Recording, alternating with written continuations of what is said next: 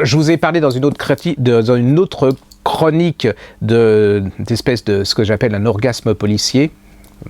Oui.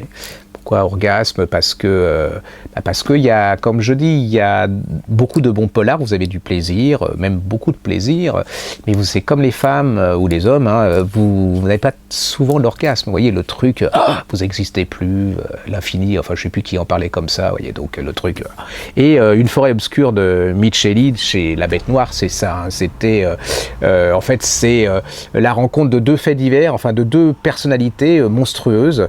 Il va les utiliser pour faire un roman avec deux histoires, pour ainsi dire, enquêtes séparées, avec deux femmes qui ont des failles, hein, deux enquêtrices qui ont vraiment des failles.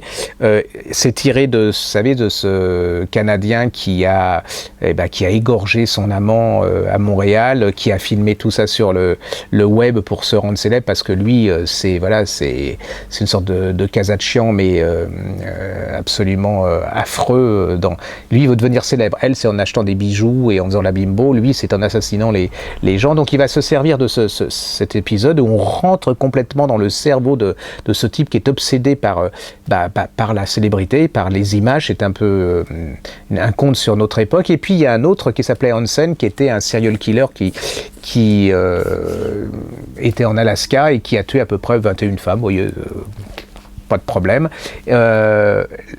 On va le découvrir à travers une petite ville en Alaska où on découvre des jeunes filles qui vont se retrouver sur la route. Elles se souviennent de rien, elles ont été comme lobotisées. Oui, on dit lobotisées, lobotomisées. Bon, c'est pas grave, enfin, on leur a fait quelque chose dans le cerveau.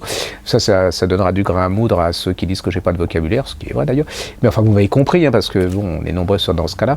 Et donc, c'est un polar absolument fabuleux. Une fois que vous êtes dedans, vous ne lâchez plus. C'est vraiment comme on dit, dans les bilingues, un page turner, vous voyez, enfin ça veut dire que vous arrêtez pas de tourner la page, quoi, comme on disait dans le temps. C'est hyper brillant, c'est intelligent, c'est monstrueux, c'est pas glauque, c'est frissonnant, vous prenez, comme disait ma grand-mère ou mon grand-père, votre pied en lisant cette chose absolument incroyable, qui s'appelle Une forêt obscure aux éditions La Bête Noire chez Robert Laffont de Fabio Micheli. Il faut dire que La Bête Noire, je signale, parce que j'ai reçu des mails, La Bête Noire n'est pas l'édition de La Griffe Noire. Je ne touche pas d'argent. La Bête Noire, c'est le nom de la collection. D'ailleurs, c'est une des plus brillantes collections de polars contemporains, qui, pour moi, est un peu l'équivalent de la série noire dans le temps, parce qu'ils vont chercher des gens complètement inconnus. Et cet éditeur fait un boulot mais extraordinaire pour les ressortir de l'anonymat. Et c'est vraiment des bijoux de chez Bijoux. Donc, La Bête Noire, ne m'envoyez pas de mail. Ce n'est pas moi, je ne gagne pas d'argent. Mais par contre, ça, c'est un incontournable. Je vous signale quand même que ce petit monsieur, qui ressemble à Johnny Depp, hein, mais enfin version pocket, avait écrit un truc absolument extraordinaire aussi. Si vous n'avez pas lu, alors là, vous êtes nul de chez nul. Ça s'appelle La compassion du diable.